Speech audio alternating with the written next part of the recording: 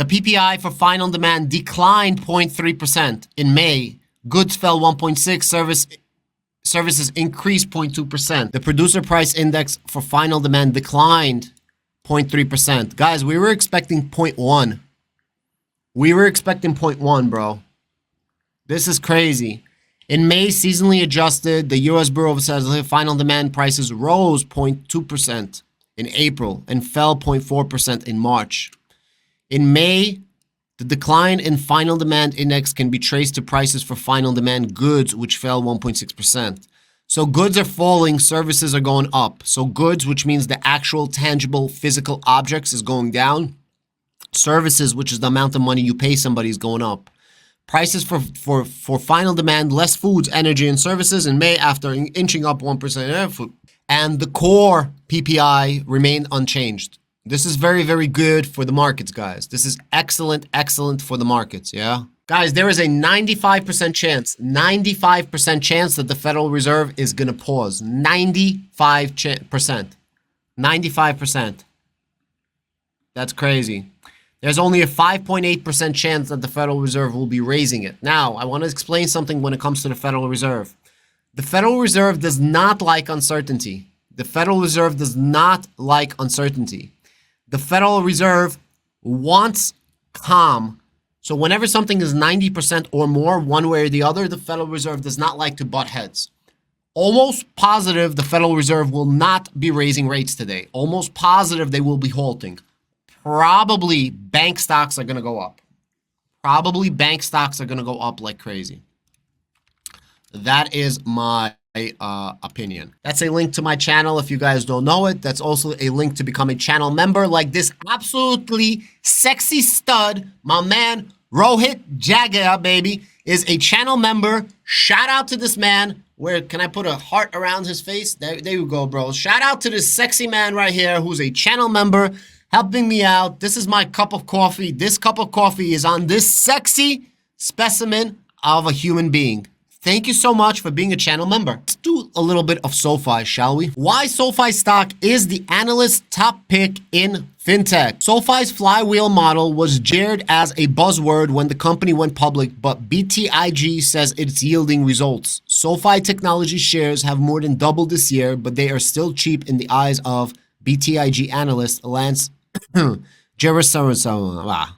Ultimately, while SoFi shares may be inexpensive now, it's difficult to see valuation remaining this low. He wrote on Tuesday in a note to clients as he initiated coverage of the financial technology name with a buy rating of $14 a share.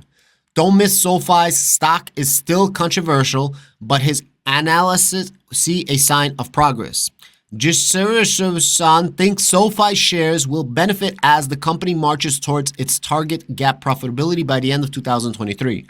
And he sees potential further upside coming from the end of the student loan payment moratorium. The stock is his top pick in the consumer fintech sector. SoFi's executives continue to execute at a high level in his views, and they're invested in the company through more than just their work as leaders. Jisir cited frequent insider purchases, signaling to us that management is engaged and in the story of the long run.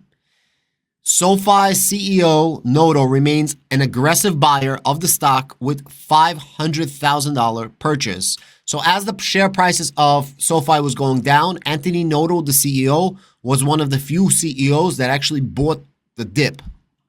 I can't say that for Palantir, so shout out to CEO Anthony Noto. He applies a rough 4-time tangible book value multiple to his $14 price target, which implies nearly a 50% upside in recent levels. SoFi shares have closed Tuesday at $9.54. And I quote, "Our multiple is a slight premium to peers, but we believe this is warranted giving strong deposit growth, the broader industry seeing outflows, and the benefits of the tech platform, which we believe was typically overlooked in SoFi's usual street valuation," he wrote. Is excited about multiple elements in SoFi's business story, including its flywheel, or the idea that once SoFi gets consumers hooked on one financial product, guys, we're going to go deeper. We're going to unpack this. It will be able to sell more of them. more to them. This was viewed as a little more than a marketing buzzword when SoFi came public through a merger with a special purpose acquisition company, aka a SPAC, about 2 years back. But now the narrative is playing out as intended. So I just wanted to unpack that really fast for people that don't understand this. Now, I am a really large holder of HIMS. I am a really large holder of Palantir. I love companies that are able to sell you one product and expand their relationship with you. That is exactly what Palantir did with Palantir Foundry and now Palantir AIP. They're giving you Foundry, now they're giving you AIP, and they're giving you multiple different services. This is exactly what HIMS did. Every single subscriber that they have, they introduce a new product and they expand their services to the existing customers. This is how they went from an average $50 per customer to now $56 because they keep expanding their product line. This is exactly what SoFi is doing. Do you see where I'm going here? Do you see the chain of companies that I like to invest into? Do you see why I like SoFi? It is exactly as this guy who I can't pronounce his name, Ron, is exciting about multiple elements of SoFi's business. So SoFi literally holds your hand through your life. They get you as a millennial, and after you go to college, they're going to give you the refinancing of your loans and financing of your loans.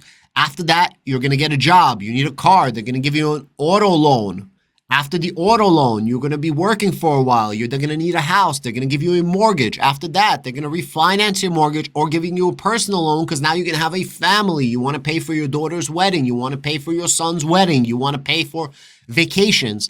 And throughout the entire time, they are holding your hand, introducing more and more products.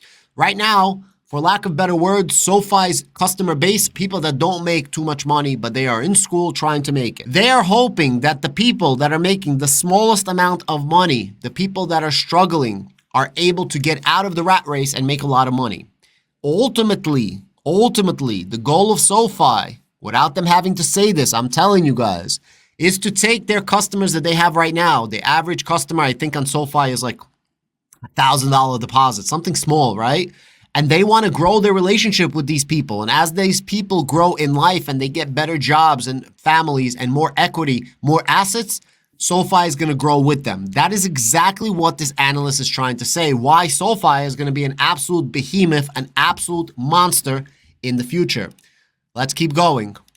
Prior to 2020, SoFi was primarily a lending first platform, but members are adding financial services products at the breakneck speed, now averaging 5 financial service products to 1 lending product, up from 1-to-1 ratio prior to 2021.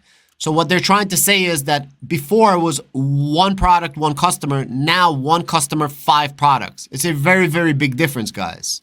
This is a concrete evidence of SoFi's productivity loop working effectively, and we expect financial services to drive continued strong top-line growth in years to come. Jesu Ron further notes that fintech rivals have scrapped near-term profitability plans and loosened credit standards, but SoFi continues to execute effectively, and a resolution to the student loan payment overhang should be a catalyst to drive more price to the shares. Later on today, SoFi is going to have a shareholders meeting. 2 days ago, they had a presentation to Morgan Stanley from the CFO. I posted that video on my channel. Go check out my channel if you guys want to watch that. Last week, they were presenting at Piper Sandler. 3 weeks ago, they were presenting at JP Morgan Chase. They are literally thriving. SoFi has so many opportunities, and SoFi is absolutely going to smash the $10 barrier. They're going to destroy that $10 barrier. For anybody that's wondering, is SoFi too late to go into? Honestly, I don't think so. The only other thing that I wanted to tell you is SoFi used to compete with this company right here. Let me show you something. So there was a company called Ally Financials. Okay, this is an online bank. This is so crazy, right? This is an online bank. Let me see. Does it give me the information here? One second. Let me give you guys one thing. Ally Bank, Ally Financial. So we have this company called Ally Financial. This company was worth twice as much as SoFi, guys. This company was worth twice as much as SoFi. But now, it's not. Okay, this is an online bank, very similar to SoFi. Very, very similar to SoFi, except SoFi offers so many more products. So now they're at an $8.7 billion market cap, and SoFi is at a $8.9 billion market cap. So SoFi actually surpassed Ally Financial. But I wanted to show you something. You see Ally Financial has a 4% dividend right here. You guys see that right here? 4% dividend. So let me explain something that's going to happen. A lot of people are not taking into account SoFi's dividend. Now you guys are going to say, Adam, what do you mean SoFi dividend? Okay? What do you mean SoFi dividend? So the SoFi dividend is not here yet, but when SoFi is going to be profitable, GAAP profitable, in 5 years from now, they will have a dividend. The shares that you're buying right now, let's say the dividend in SoFi is going to be, let's say 3%, right? Average is the bank 3%, for example. But you're buying shares of SoFi when it's an $8 billion company. Let's even make it a $10 billion company, right? You're buying shares at SoFi today at a $10 billion company. SoFi believes that they can be a top 10 bank, if I'm not mistaken, top 20 bank, they said. The estimates is that SoFi can reach a $40 billion capitalization, market cap. If they're going to be giving a 3% dividend eventually, in 10 years from now, let's just say, but you're buying SoFi at a $10 billion valuation, and they introduce a 3% dividend, that 3% dividend is going to be based on a $40 billion valuation. And I'm just giving you arbitrary numbers. These numbers can go up and down. I'm just giving you an example. You're going to be to a point where you're going to be getting double-digit returns on your initial investment. You understand what I'm trying to say? So a 3% dividend on a $40 billion company is equivalent to a 12% dividend on a $10 billion company.